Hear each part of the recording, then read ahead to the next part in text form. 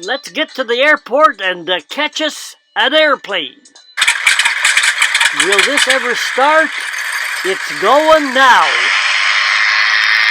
We're on takeoff. Here we are in Nanton, Alberta, on Highway 2 between Calgary and Lethbridge. There are two kinds of countries here.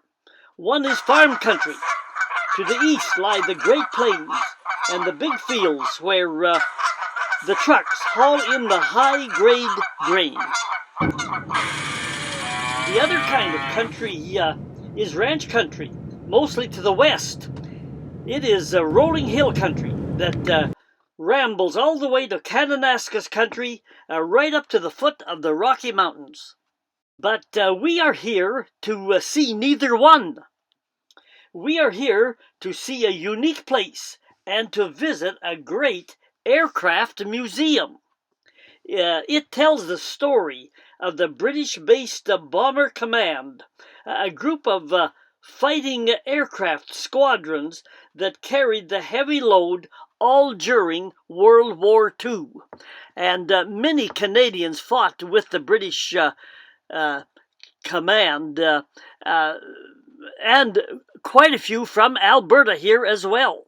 These airmen, mostly British, were joined by Australians, South Africans, New Zealanders, many Canadians, and other people from other countries in the war against Nazi Germany.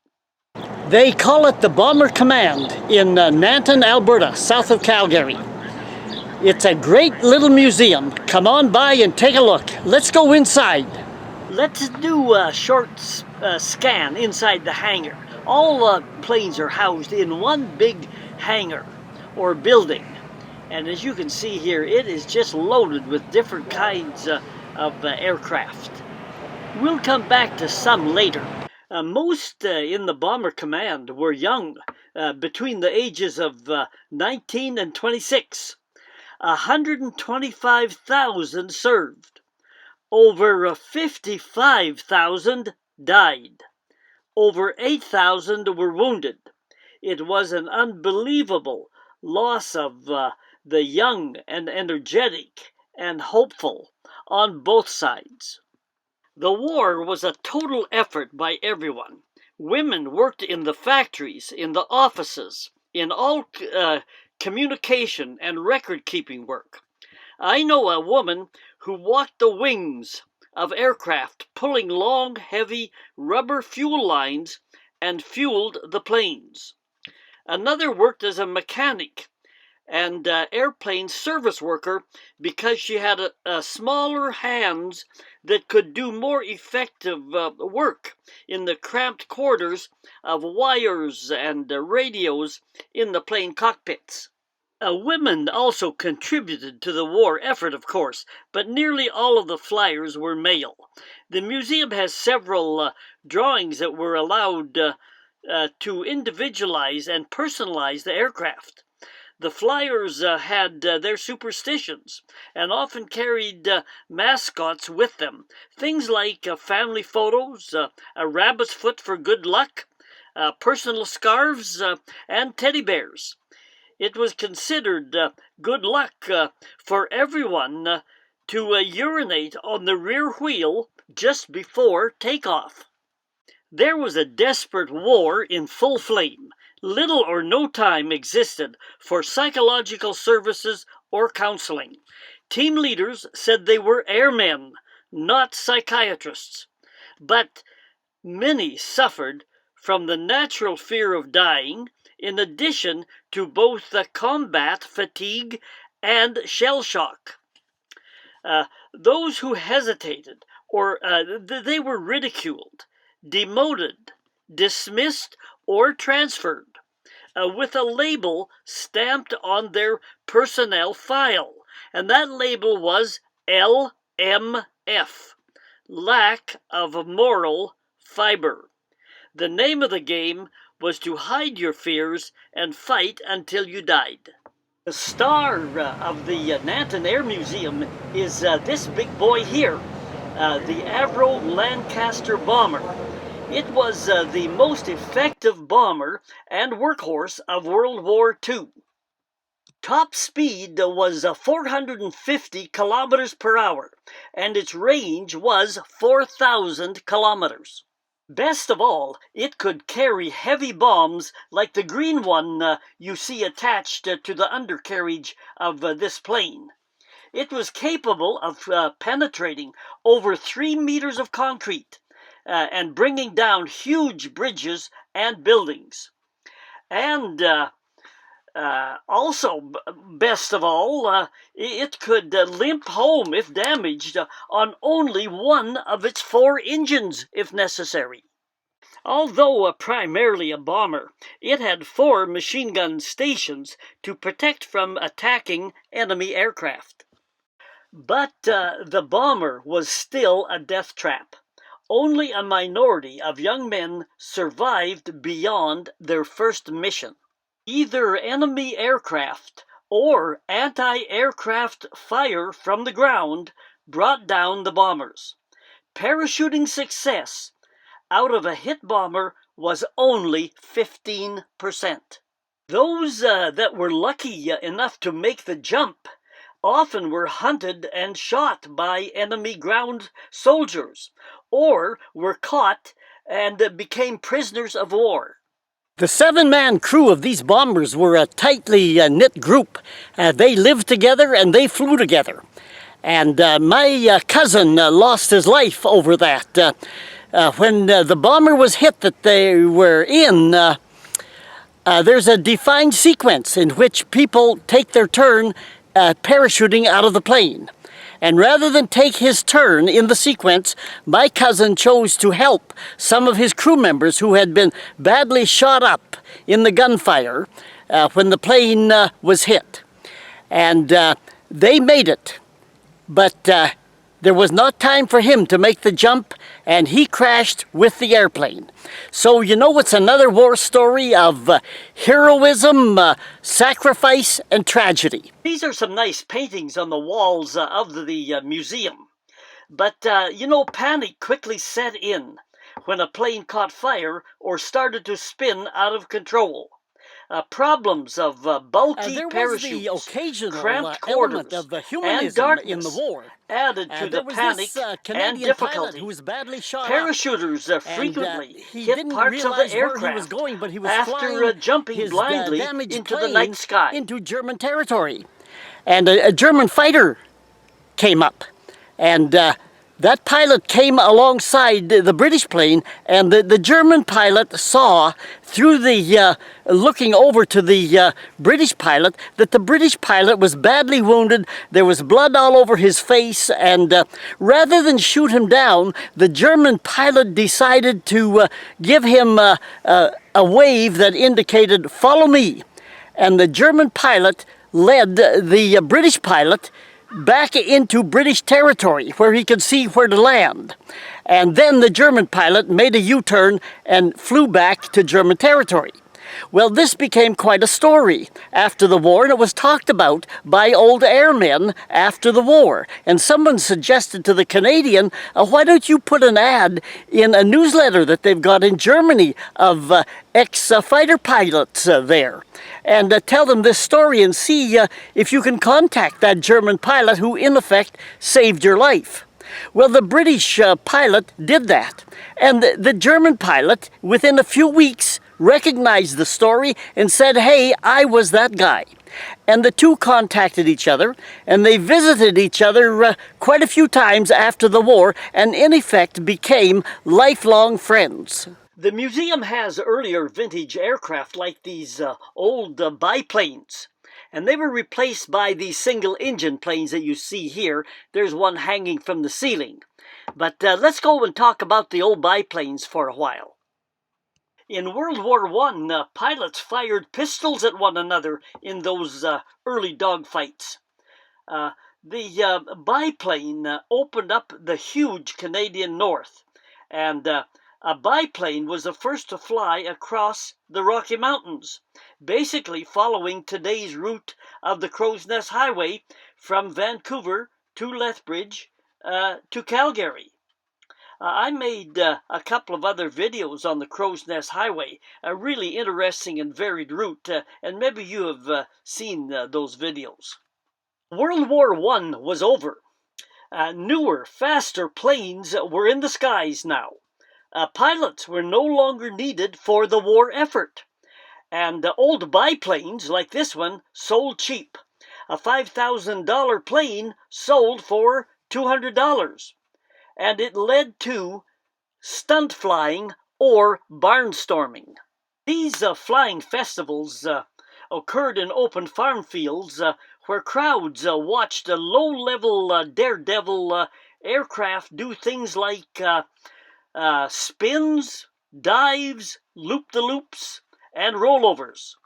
Some events, also called flying circuses, included wing walking, where pilots jumped from one airplane wing onto another airplane wing while swinging from a rope. Others stood on wings and batted a tennis ball back and forth, all in full flight. There were dangers and accidents. One pilot, an Alberta pilot, landed his plane on a midway carousel to avoid crashing into a crowd when his engine stalled in mid-flight. Government regulations clamped down, and eventually barnstorming was closed down itself. However, the forerunner to the modern air show had been set. Crazy things still occurred over Alberta skies. One plane, on takeoff, picked up some baling wire lying in the grass. The wire wrapped around the propeller, shattered the propeller into metal splinters that tore the cloth covering on the wings, and that required a forced emergency landing. Horses had to be scared off by aircraft in order to land at Victoria Park in Calgary. In an open cockpit run from Calgary to Edmonton, a pilot kept warm only after stuffing his coat and pants with newspapers for insulation. In another flight, wires holding the gas tank above the pilot's head broke, and the tank banged down onto the pilot's head. The dazed pilot was barely able to make an emergency landing. The airplane opened the Great Canadian North. There were three aircraft surfaces that did the job. They were the skis here to land on snow, the soft balloon tires to land on the rough ground, and pontoons to land on the water. Edmonton was the takeoff point. For 20 to 30 years, the Edmonton hockey team, now called the Oilers, were called the Flyers. But that organization sold to Philadelphia, which kept the name Flyers, the Philadelphia Flyers today. But the flying all started in Alberta for the Great Canadian North. I remember being on an airplane one time, and they used to strap fuel barrels on the pontoons and carry them away, and sometimes that overloaded the plane. We had too much weight, and we went up and down this lake and could not get airborne. So the pilot finally said, well, hang on to your hat. I'm going to tip the wings back and forth as we go down the lake. Now, if he tipped them too far, the end of the wing would catch the water and we'd have a crash. But anyway, as he moved back and forth side to side with those wings, it enabled more air to get underneath the wing. And that was just enough to get us airborne before the end of the lake and a bunch of trees facing us. The museum has an engine room, and if you are mechanically inclined, unlike me, you will enjoy this room. Every engine has its special characteristics, and every engine has a story to tell. The museum also has a theater room where you can watch some old aviation films. Just walking into a museum like this one here at Nanton brings back a lot of memories and a lot of stories. for anyone, and it's really an enjoyable thing. I remember flying in the beavers and otters. Those were the single wing planes that I flew with in the north quite a bit. I remember being in one of those small little beavers. They're good for about 2 passengers. We went hunting caribou one time. And the pilot said, when we land in this snow, run out from under the wing or the rifle shots will deafen you and hurt your ears. So we did that. The caribou started running and we started shooting, and we shot up quite a few animals and spent the rest of the day carving them up and skinning them up and loading the meat onto that little plane. Well, there was only room for about the pilot and the Inuit hunter to sit in the seats in the front. So me being the smallest guy, I had to lay in my belly near the roof on all of that meat in the back of that little plane. And it was a rough ride home. And another time I was in another kind of a plane, an otter, famous plane of the north. And we just took off, and the pilot had been drinking. And we hear this bottle rolling around on the floor, and the pilot said, "Hurry, undo your seat belt and get that bottle before it breaks." So we're climbing up into the air, and I'm on my hands and knees on the floor of that airplane, chasing after a half-full whiskey bottle. The museum has exhibits like this German fighter plane that is being restored. There's also an exhibit of old propeller types and a couple of vintage airport fire trucks. Here is an exhibit of the snowbirds, the famous Canadian demonstration squadron that has entertained at air shows and special events since the 1970s. This major military aerobatics team has had a few fatal accidents over the years. The original flagship, one of these jet tutors, is on display at the museum. Every snowbird air show always ends with the planes flying 9 abreast. The snowbird pilots generally remain with the snowbirds for a maximum of 3 years, with 1/3 of the pilots being replaced each year. The planes fly from 200 to 600 kilometers per hour with a separation of aircraft just under 2 meters. Head-on passes are made about 10 meters apart. All right, if you liked what you saw, hit the subscribe button and we'll be able to bring you more of these travelogues from Nanton, Alberta at the Bomber Command Museum. This is I Go Travel with Don Barnett. We'll see you in the skies and down the road. If you subscribe, it means that you'll be notified when we're putting more videos on the internet. And to find those other videos, do what it says in the middle part under the blue. Just Google my address, which is the little @ Don Barnett 5090. Click my name first. Then hit the word playlists in the middle of the page and scroll down. Each playlist contains several travel videos.